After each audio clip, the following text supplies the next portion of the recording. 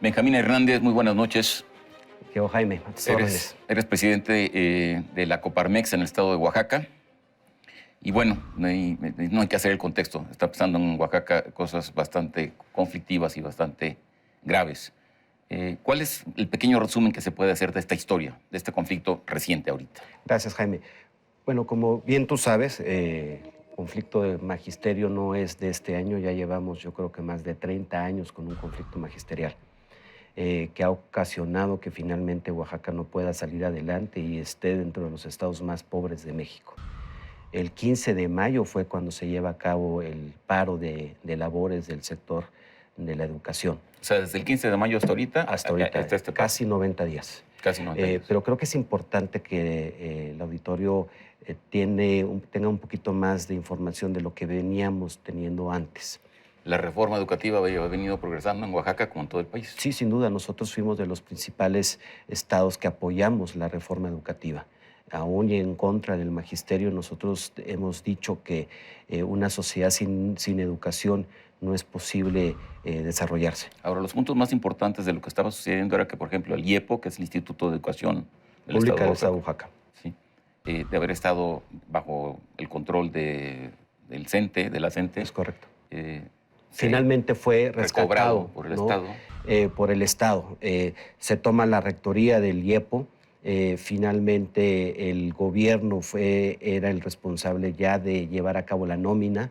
La nómina ya no se daba a través de los cheques, sino a través de transferencias bancarias. Finalmente se logró que aquellos maestros que no asistieran a clases se les descontaran los días. Había más días de clases, había menos manifestaciones y las que habían estaban muy mermadas. Los bloqueos ya no eran tan constantes. Entonces nosotros creíamos... Esto es hasta el 15. Antes del 15.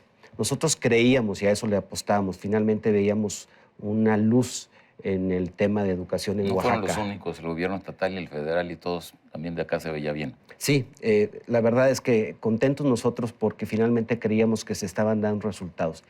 Hemos dicho que la reforma educativa por sí no va a solucionar el problema de educación en Oaxaca, pero sí es la base. Hemos hablado de construir un modelo educativo diferente para Oaxaca, con el acompañamiento de la sociedad y de los maestros. Ahora, el 15 inicia este paro, pero lo inicia, según tu descripción, en situación bastante desfavorable para el CENTE por todo lo que describiste anteriormente. Las manifestaciones estaban decreciendo, tenían menos fuerza y se mantiene en este paro. Así es. Y luego viene un punto de inflexión que es... Nochistlán. Sí. Y ahí es cuando la cosa se pone muy complicada. Se pone muy complicada. Finalmente el magisterio, al no tener esa convocatoria de todos los maestros, decidieron que la estrategia sería bloquear los accesos al Estado. Y lo hicieron y colapsaron la economía del Estado. Pusieron a Oaxaca en una referencia nacional como un estado que no tenía las condiciones como sociedad y eso afectó directamente al turismo. Oaxaca ahora vive del turismo, Jaime. ¿La gente qué representa en términos de importancia de población? ¿Cuántos maestros son? Son más de 80,000 maestros. En Oaxaca vemos más de... Pero muy bravos. Sí, bueno. Pero no todos. No, hay muchos y muy buenos maestros. Es un grupo el que tiene secuestrado a Oaxaca. Pero hay más de 4 millones de habitantes en el estado, Jaime. Y es lo que hemos dicho y hemos exigido a nuestros gobiernos, que Oaxaca no solamente es el magisterio, que sí nos duele lo que sucedió en Nochistlán, pero que el gobierno está obligado a voltear a generar condiciones para esos 4 millones de habitantes. Nochistlán, el gobierno lo defendió, no lo defendió bien, pero cada vez hay más evidencias de lo que muchos suponíamos, ¿no? Que eso fue una suerte de provocación y que en esta suerte de provocación pues, el que salió muy mal parado fue el gobierno federal. ¿Y la sociedad? ¿Y la sociedad en qué sentido?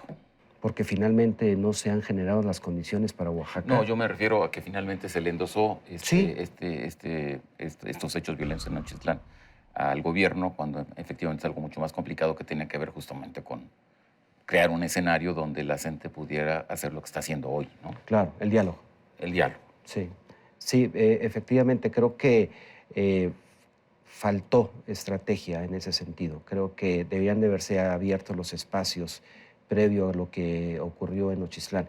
Nosotros hemos dicho que Oaxaca tiene particularidades en la parte de educación. Eso sin duda. Y habría que tomarlas en cuenta. Ahora, lo otro, 90 días de esta situación en Oaxaca, ¿cuál es el balance en términos económicos? Bueno, tenemos una economía colapsada. Hay más de 250,000 unidades de negocios en Oaxaca. El 95% son microempresas. El 95%. El 95%, microempresas, empresas que van de 1 a 10 trabajadores. Hemos dicho que los más afectados son los microempresarios. Son empresas que no tienen la capacidad financiera para poder soportar estos 90 días de conflicto, que urge que se regresen las garantías a Oaxaca para que ellos finalmente puedan mantener la permanencia de los negocios y que esto dé permanencia a los empleos y al sustento de miles de familias que dependen de ellos. Esa es nuestra exigencia, es por eso que hemos levantado la voz de manera responsable. Sí, vale la pena que subrayes esto porque efectivamente la respuesta del CENTE ha sido decir que hay una especie de complot de las élites empresariales que lo que quieren es beneficiarse del conflicto, solicitar recursos, etcétera, etcétera. Y no es el caso, obviamente. No, y sí es importante decirlo, dejarlo muy claro. Oaxaca vive del turismo. La imagen que se está exportando de Oaxaca no es la mejor. Y obviamente en la Guelaguetza, que es la máxima fiesta del estado de Oaxaca, es la temporada más esperada por el sector del turismo. Los números fueron negativos. El 70% de cancelaciones, una pérdida solamente por el tema de la Guelaguetza, más de 250 millones de pesos. Y sí queremos velar por las empresas, porque si logramos que las empresas permanezcan, vamos a defender las fuentes de empleo. Y ese es nuestro lucha que estamos llevando a cabo. Ahora, por supuesto son afectadas las empresas, pero junto con las empresas pues, son afectados los ciudadanos, ¿no? Y no sé, bastaría recordar también el bloqueo en 2006 que se hizo también, que fue durante 6 meses más o menos. Y bueno, pues, los ciudadanos comunes corrientes pues, son afectados por estos actos violentos e ilegítimos e ilegales. Claro, nosotros hemos dicho que Oaxaca ha sido secuestrado por unos cuantos. Nosotros hemos pedido que se declare a Oaxaca como zona de desastre económico.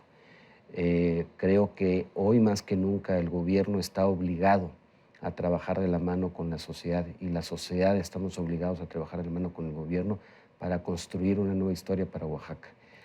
Ahora, por primera vez, o no sé por primera vez, pero de manera notable, la Coparmex interpuso una demanda contra las autoridades estatales, municipales y federales por incumplimiento de la ley. Correcto. Y esto es justamente lo que está ocurriendo. Así es. Sí, si me lo permites, hemos hecho varias actividades, acciones dentro del marco de la ley, lo que nos permite la ley. Pusimos una queja ante la Defensoría de los Derechos Humanos de los Pueblos de Oaxaca. En la primera reunión que tuvimos con el defensor nos había dicho que había más de 530 quejas por parte de los maestros y no había una sola de un ciudadano. Nos unimos y presentamos más de 3,500 firmas en una queja, pidiendo que se restablecieran los derechos violados por este conflicto. Nos concedieron medidas cautelares, cosa que no se ha llevado a cabo en el Estado. Posteriormente presentamos una queja colectiva.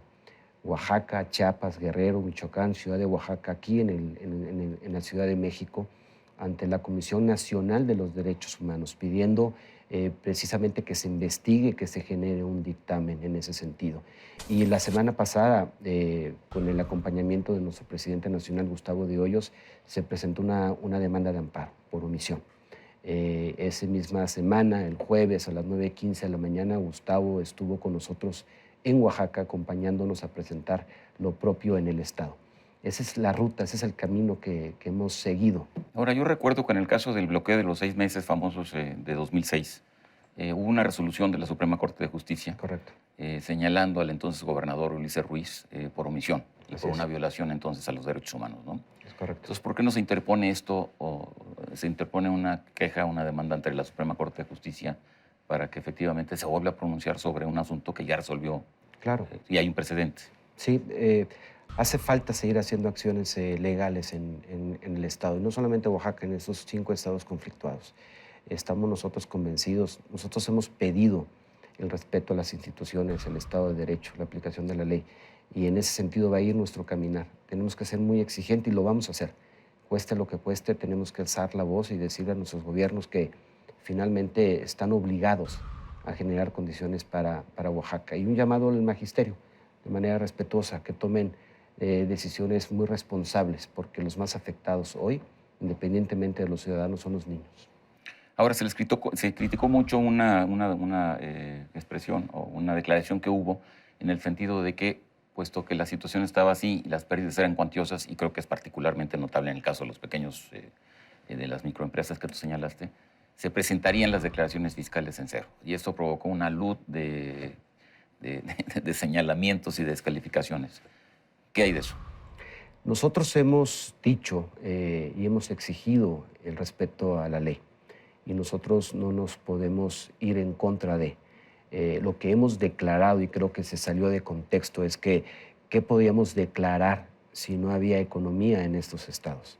Nosotros no podemos violentar las leyes ni la ley. En ese sentido, el mensaje a todos los empresarios es: respetemos las leyes, declaremos como se tenga que hacer, hay que pagar los impuestos, pero también tenemos que pedirle a los gobiernos que nos volteen a ver. Las condiciones que vive hoy el sector económico del estado de Oaxaca son críticas. La gente apenas si tiene para subsistir. Benjamín, se nos acaba el tiempo, nos queda un minuto. Es claro el planteamiento, es clara la situación y es claro el reclamo. La cuestión es que pues, este reclamo existe desde antes y no se ha progresado mucho. Realmente, ¿cuál es la esperanza de ustedes de que en esta ocasión este camino que están siguiendo sí va a tener resultados, sí va a dar resultados? Lo que queremos es que se resuelva el problema de raíz. No queremos que se resuelva hoy para que el otro año volvamos a tener lo mismo. Y en ese sentido vamos a ser muy exigentes con nuestros gobiernos. Vamos a utilizar todas las instancias legales que tengamos nosotros a la mano para poder presionar a nuestros gobiernos para que finalmente ponga fin a este conflicto de raíz. Y en ese sentido va a ser nuestro caminar. Creo que finalmente la sociedad está entendiendo que a través de una participación responsable vamos a poder generar esos contrapesos que requiere el Estado para que finalmente se generen las condiciones. Pues con eso cerramos, te agradezco mucho y la verdad, mucha suerte, porque en Oaxaca pues también se juega mucho lo que pasa en todo el país. Te agradezco mucho el espacio. Mucha suerte. Gracias. En Contexto, buenas noches, hasta la próxima semana.